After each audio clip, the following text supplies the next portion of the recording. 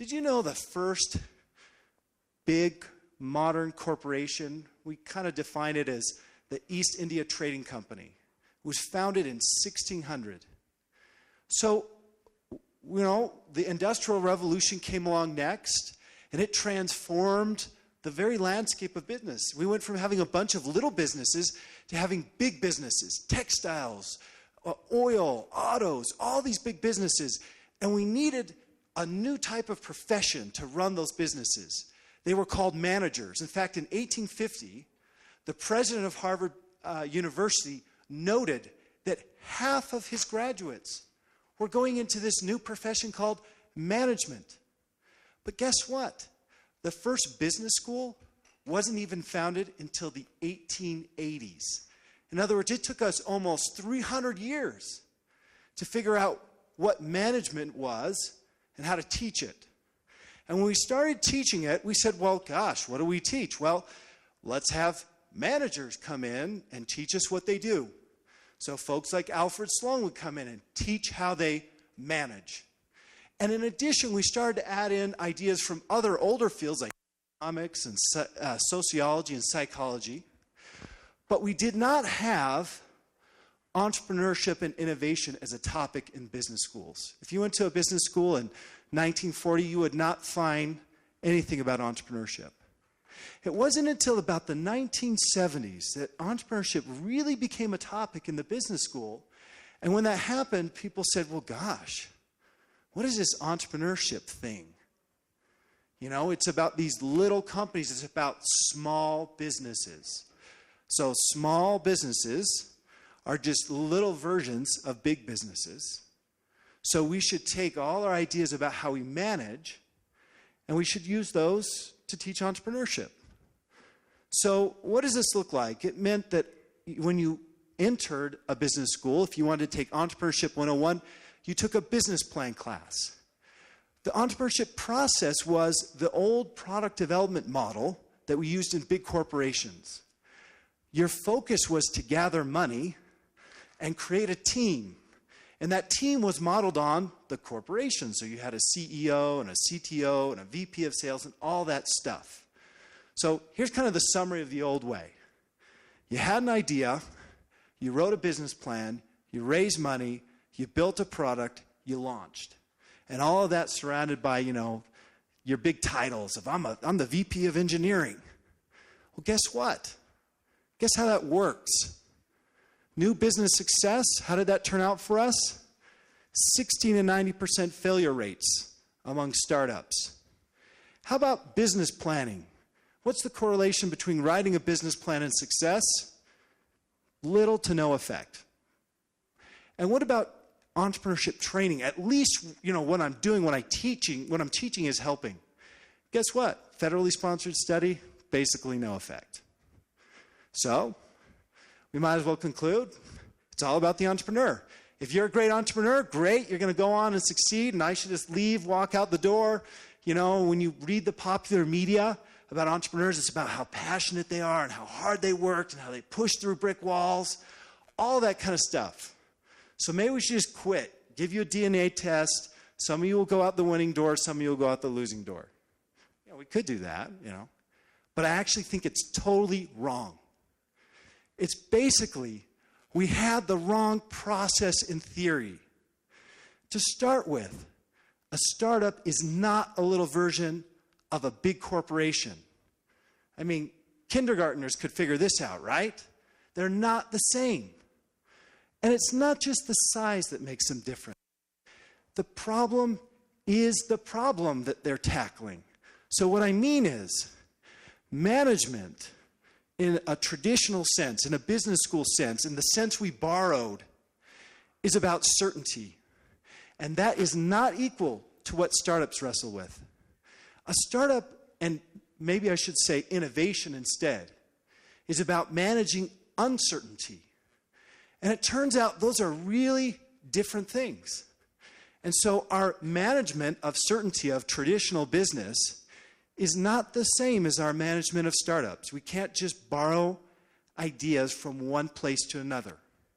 We have to think carefully about how it's different under uncertainty. So let me give you some examples.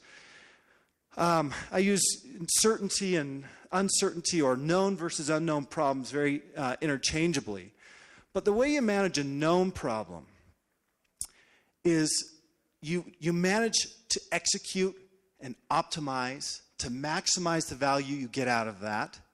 To do that, you have to plan, you avoid errors, and you have to persist in the perfection of your process. So how would the management of uncertainty or the unknown be different? Well, it's actually not about execution. It's about experimenting.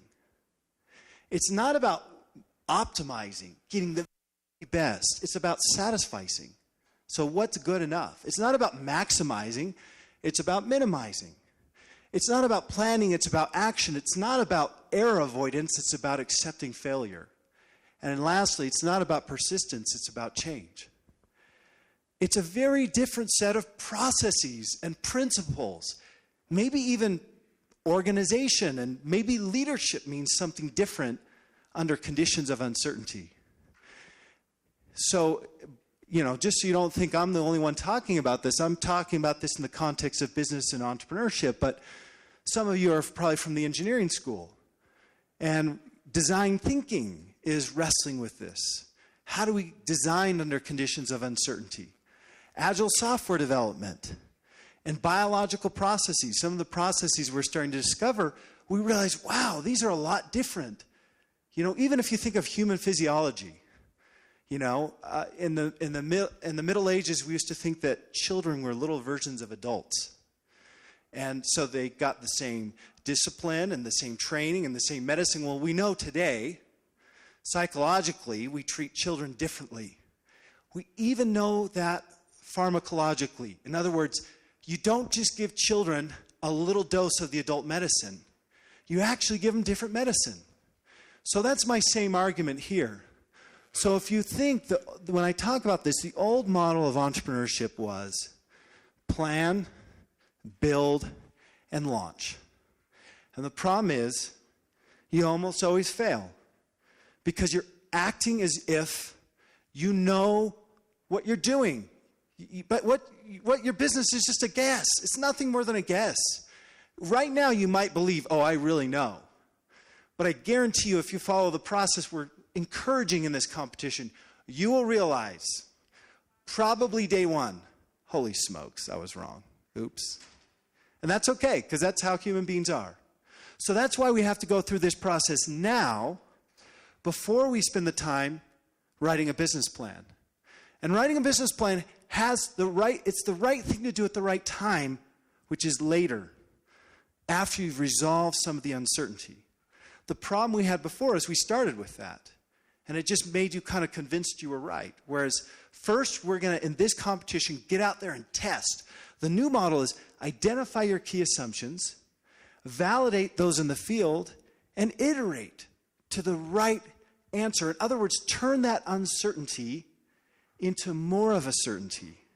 And then you can go through the other parts of the competition that you'll hear about in the future. Right now I'm working on an article on this. We call it Bschool versus iSchool. Bschool for business school, iSchool for innovation school. And really, I won't hammer the point home, but my point is that there's actually a different, maybe even management theory here, not only practice. So, part 2. So what is the BMC? Could you get a little more concrete? So I'm going to try to get increasingly concrete. So I mentioned this is the first international business model competition that was created. It embodies this new paradigm. These books here up front. We largely say the same thing in these 3 books, just in different ways. Alex's is more of a tool for identifying your assumptions, which I'll highlight. It's a little different.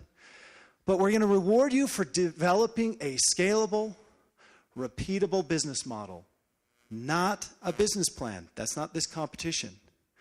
So the key is identify and test your assumptions outside the building, learn, change, and tell us the story.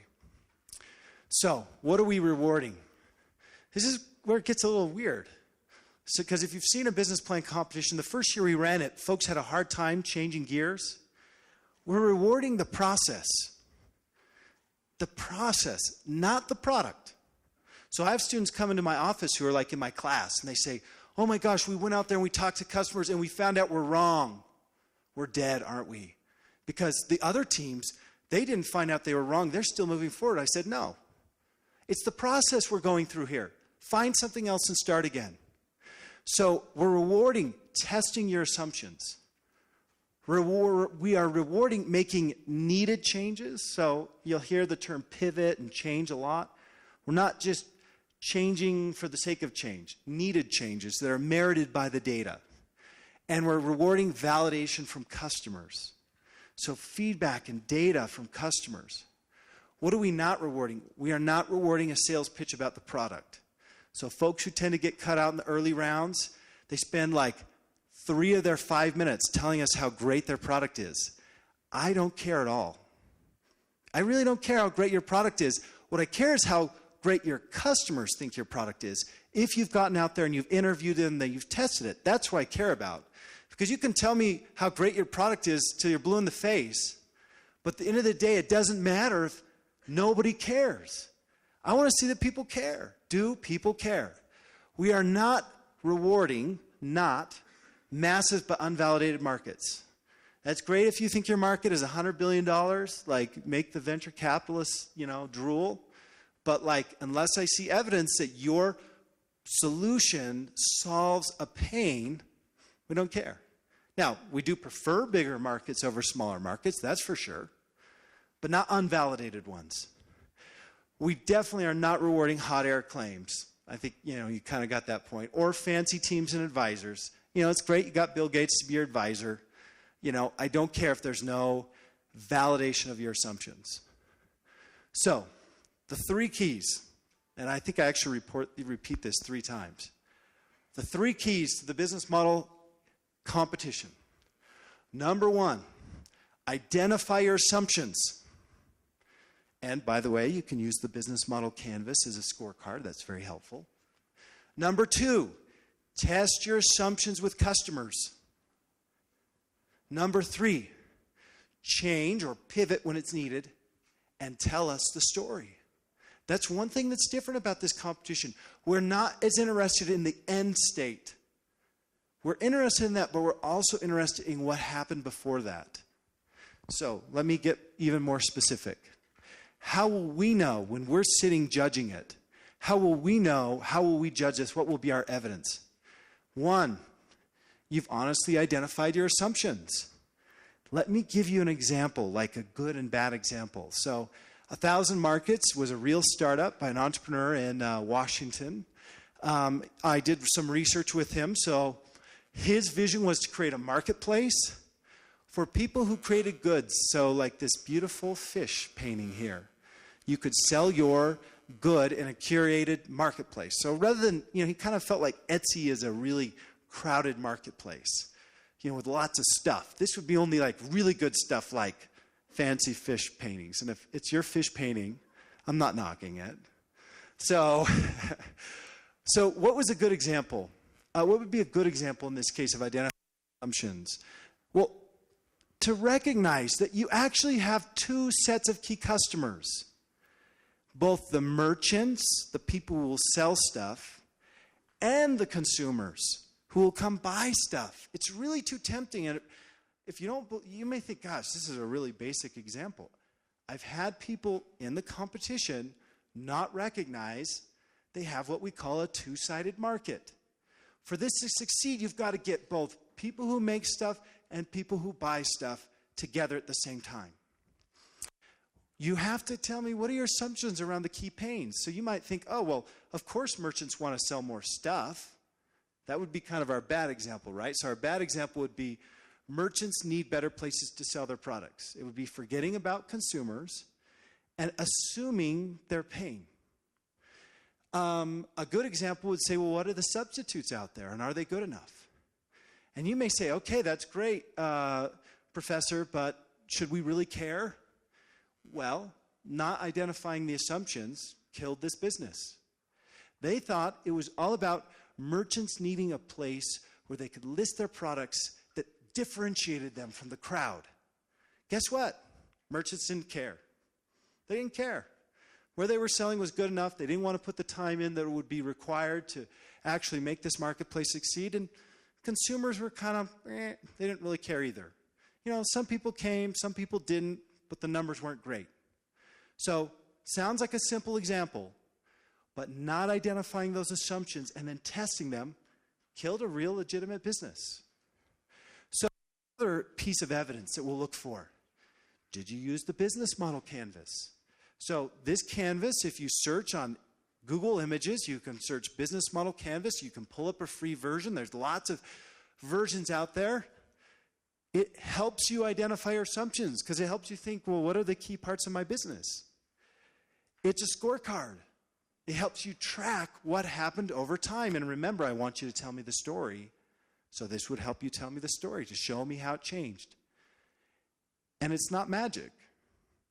This is not like the magic of the competition. This is just a tool to say, okay, remember step one was identify my assumptions. Okay, this tool helps me do it. So in other words, this isn't going to save you because it's only part one. So what other evidence? Well, you tested your assumptions with customers. Now, customers can be scary or mean, but you've got to get out there and talk to them. You've got to tell us, who did you talk to? How many people did you talk to? What did they talk to you about? What feedback did you get? Don't just jump to a survey. If you start with a survey, you don't know what questions to ask. Start with one-on-one interviews. As I talk about, when I write about it in the book, I say, well, you're trying to understand first, what problem do they have?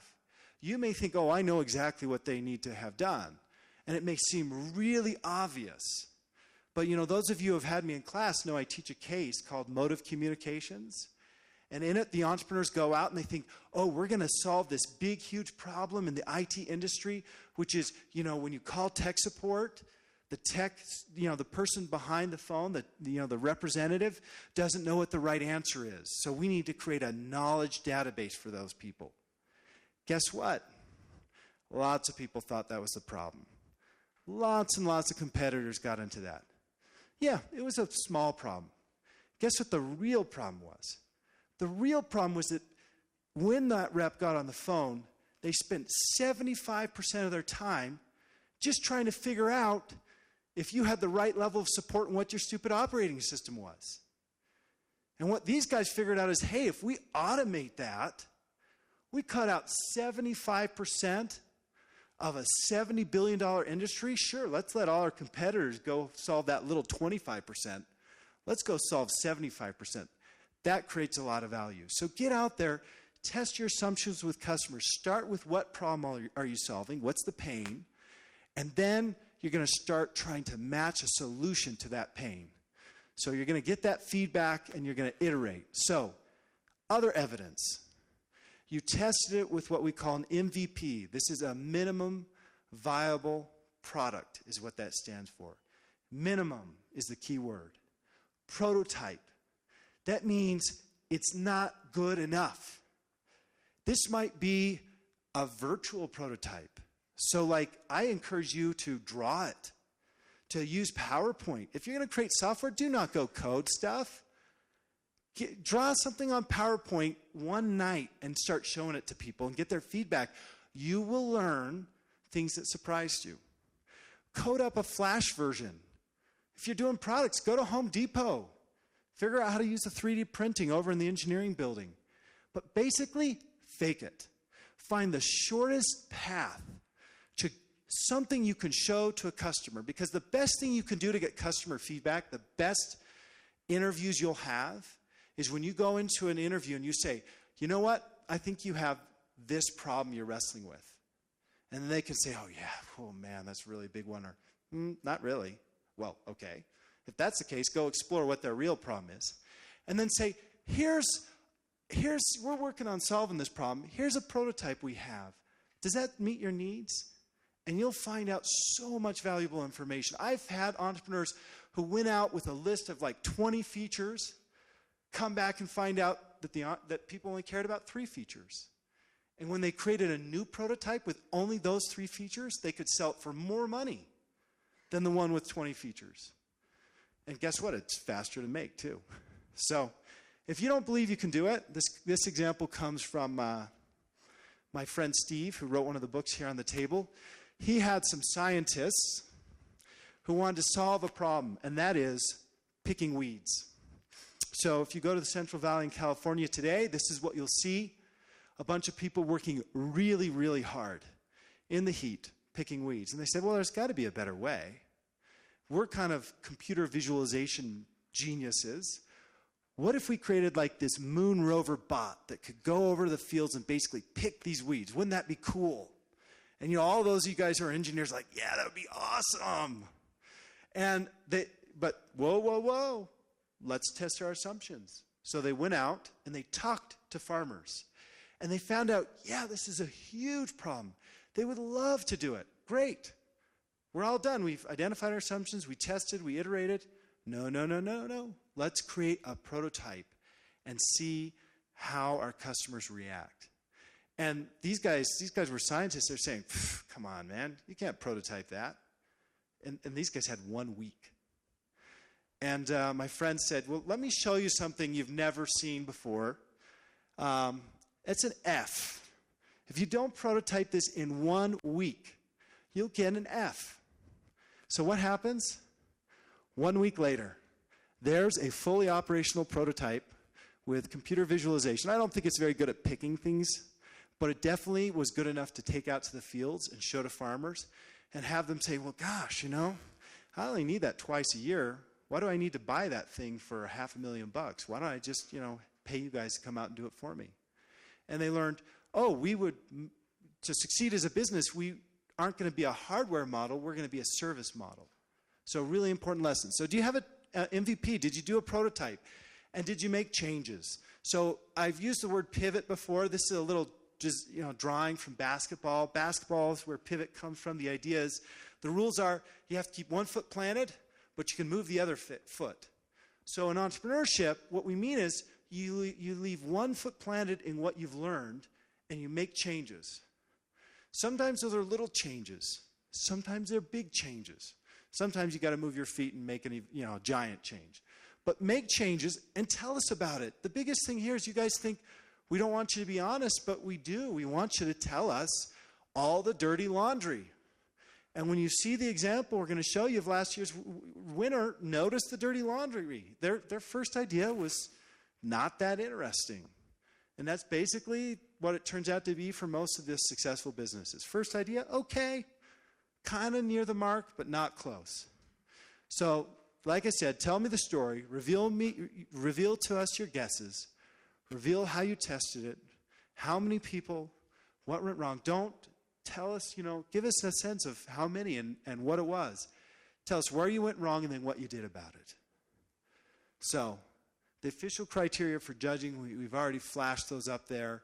They're on the website. It'd be really boring to go over them because it really basically comes down to these 3 things, which I mentioned, which was, number 1, identify your assumptions. Number 2, get out in the field, test it with customers. Number 3, pivot and tell the story. So, we've talked about the books on the table here that, have more information for you. If I could summarize them for you, the Business Model Generation by Alex Osterwalder describes this canvas and as an assumption identification tool. The Lean Startup by Eric Ries is a more general book. It kind of motivates the principles. My book is kind of entry level into what do you do now? What do you actually, how would I actually go out and do this if I was a student? That's why I wrote it, was for you guys. And then Steve's book, The Lean Startup, is kind of like the black belt version. So if you start with Steve's book, you might be like, whoa, I can't read this thing. But it's a great resource for when you start to get stuck and you start to get in and you say, well, wait, what exactly do I do again? It's a great resource. So all of them are great books and really helpful. So last part, let's give you an example. And I'll just, before we jump into it, I'll say, what did these guys do well?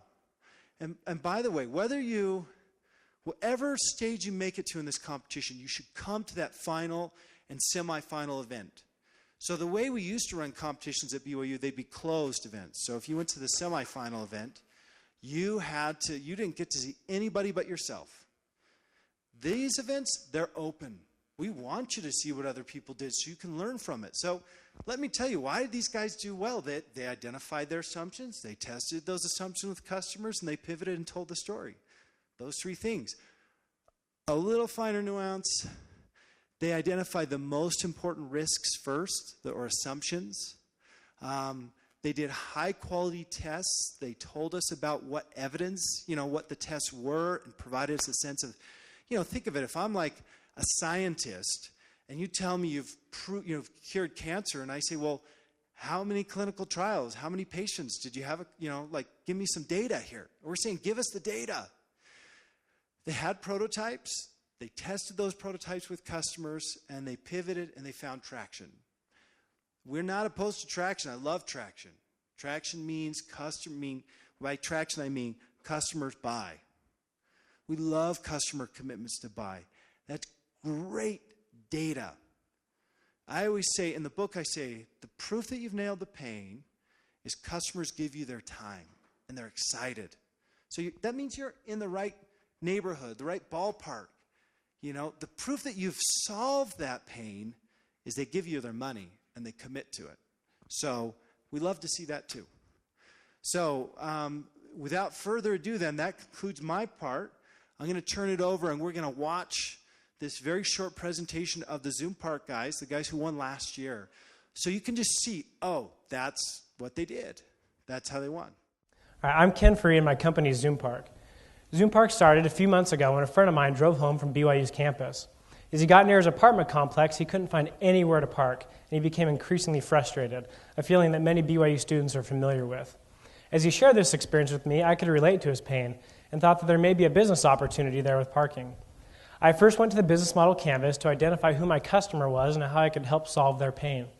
I assumed that campus parkers had a hard time finding a spot, and so if I could provide them with some sort of online reservation system, it would make it a lot easier for them. I went out to test these assumptions. I talked to over 200 customers. What they told me was that campus parking was a huge pain, and if there was some sort of online reservation system, they would definitely use it. However, as I continued to talk to my customers, I found that they had a much bigger problem that caused me to make my first major pivot. They told me that what they hated even more than campus parking was event parking, because they often had to pay a lot of money and still had to park far away when they went to a sporting event or a concert or something like that. I decided to pivot and to shift my focus on event parking because it was a much bigger and more costly pain for my customers. I went back to the business model canvas with a whole new set of assumptions. I now assume that event goers might be willing to pay a little bit more if they could get a guaranteed front row parking spot when they went to events. I now needed to test these new assumptions. So I went out and talked to over 75 customers through a survey. What they told me was that not only would they pay more for a service like this, they would pay a lot more. On average, about $9 more on a $20 to $25 parking spot if they could have a guaranteed front row parking spot when they went there. I now knew that I'd found a monetizable pain, and I felt validated in this area.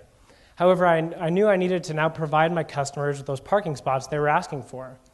I went to the business model canvas to come up with some new assumptions about how I could do this. I first assumed that there was people who live near event venues who had an extra space in their garage or their driveway that they might be willing to post on my site and rent out to my customers as a way to make some extra cash on the side. I had to test this new assumption, so I went out and talked to over 30 people. What I found was that many of them would post their extra spaces online. However, I quickly realized that it'd be difficult to scale and to get a mass number of spots to satisfy the needs of my customers. I knew that I needed to find a new solution, and so I decided to make another pivot. It was at this point that I ran into a bit of luck.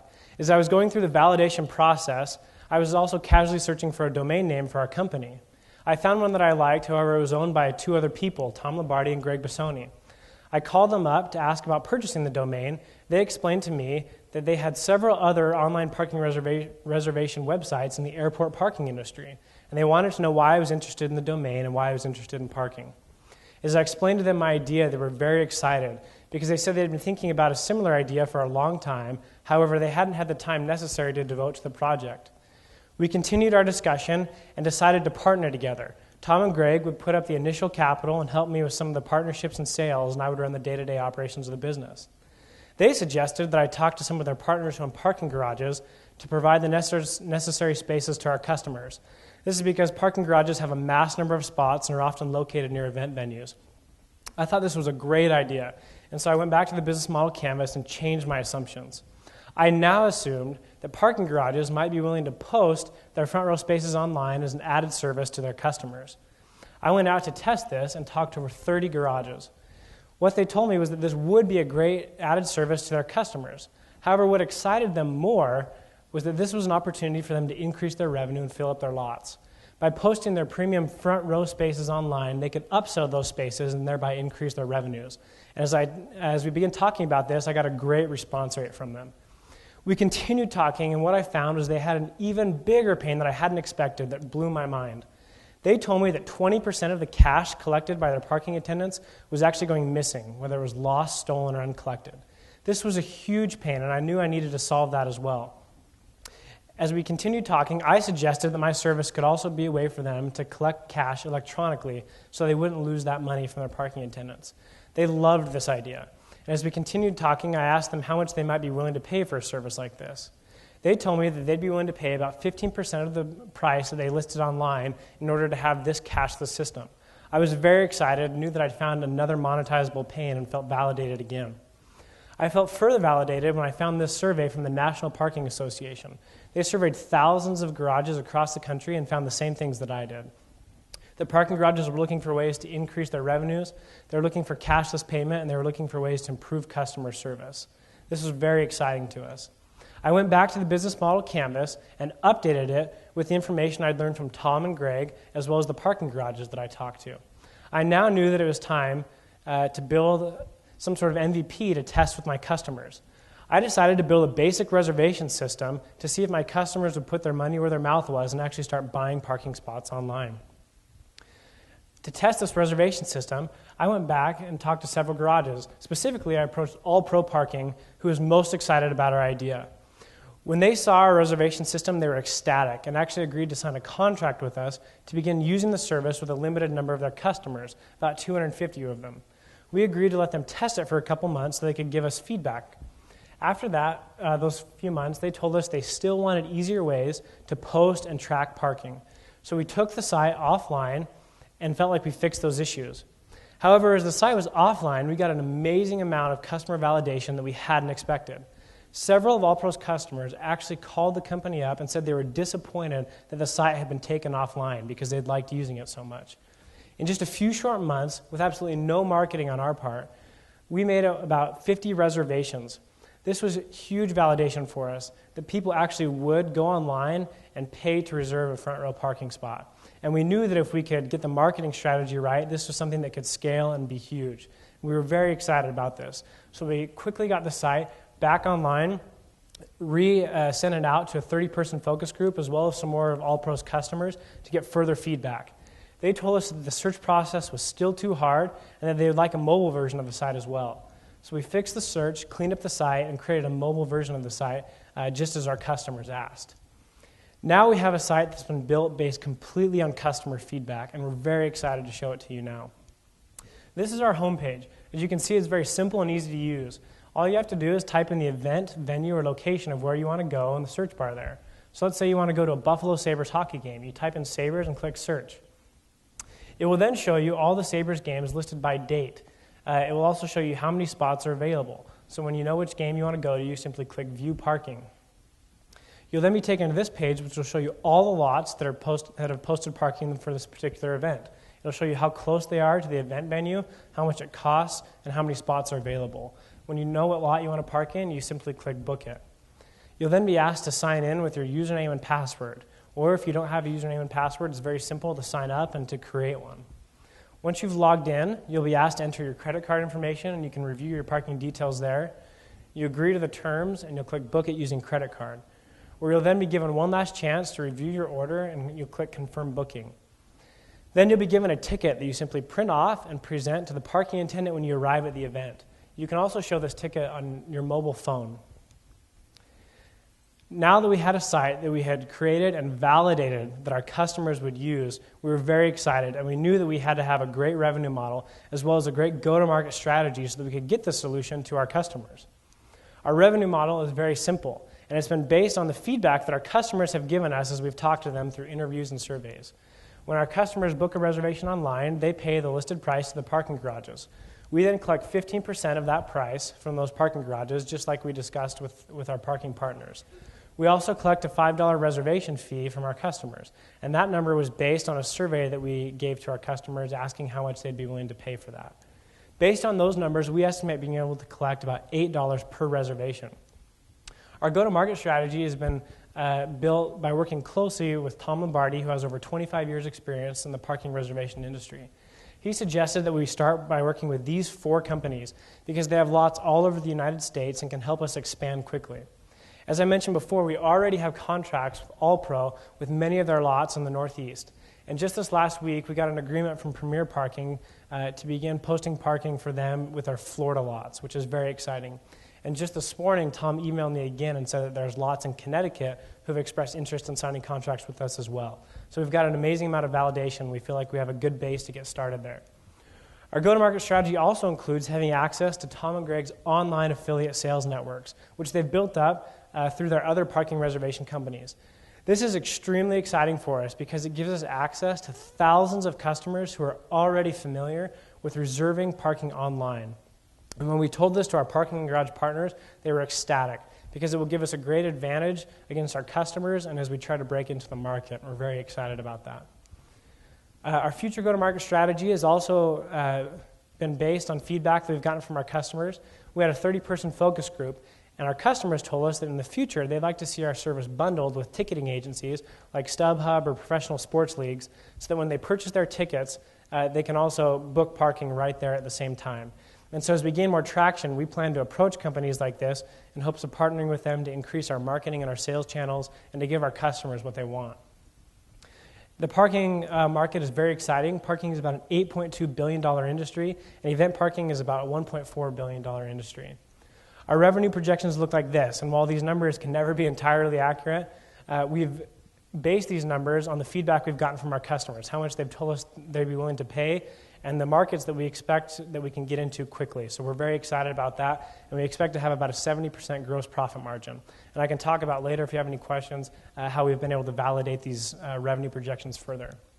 In conclusion, using the business model canvas, I've been able to identify and solve huge monetizable pains for both our customers and our parking garage partners. In just a short period of time, I've been able to get a massive amount of customer validation. In the fact that I've been able to get 2 people to partner with me. We've had over 30 parking garages sign contracts with us already. We've made over 50 reservations in just a short period of time. We have a working website and a validated revenue model.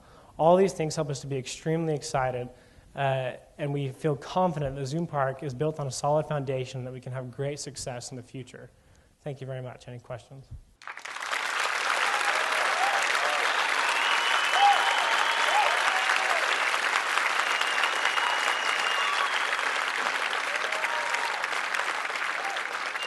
You knew all this before you did this process? Knew what? I think that's the point.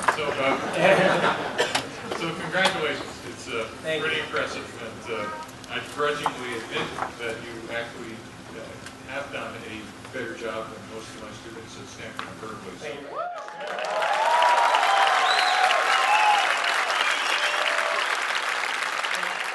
Three more presenters. And so, just keep in mind what you said. And so, I'm almost running out of questions because you've gone through my checklist and answered most of them except the competitive landscape. Absolutely. I was, you said the market was $1.4 billion for events. That's a huge market. These public companies, mom and pop. Yeah, I'm ready for it. We rehearsed this before because I don't want people to think I'm a complete idiot, right? So we talked to many of our customers. 2 of the biggest things they said was important to them was usability, user interface. The competitor that has the most traction is ParkWiz, and they actually have a fair amount of traction. However, our customer feedback has told us that they hate their user interface. And so that's been a key thing for us as we develop our MVP. And reliability, meaning they want to know they're going to have a guaranteed spot. A lot of these companies are actually doing what we originally hypothesized. So let me just... yeah, go for it. So, do these guys use a direct sales force, or do they have some other channel? A lot of them are utilizing like paid search to get out, and I'm sure some of them have direct sales force as well. Okay, thank you. Yeah. Great job. Thank you very much. I don't know what to answer. I think the only really serious question that I have that Steve just said is that scalability of the sales. Looking at how do you scale up, and how do you reach so many people that it really becomes a valid business model. To be honest, that's the point that we're at right now, is trying to validate how we do that. We have some hypotheses that we're going to be utilizing our affiliate sales network to try to reach out to customers who are already familiar with it. The parking garages themselves are also giving us access to whatever email addresses they have to begin to reach out to their customers. And then we plan to have a text message campaign because then we can get in front of customers as they're making a decision to go to the game or thinking about parking. So those are some of our original guesses of how we'll get out to customers, but that is an area that we are currently trying to validate. Really just incremental to that question, in terms of reaching new garages, how does that happen? Do you have to have a direct sales force, or do you reach up to these umbrella organizations that own multiple garages? So currently right now we're reaching out to the umbrella organizations, and the ones that I said we've already have contracts, they are umbrella organizations that have several lots underneath them. We're focusing on that first because that allows us to scale the quickest, and then as we go through that, then we'll start reaching out to individual garages as well. Great job, thank you. Thank you very much.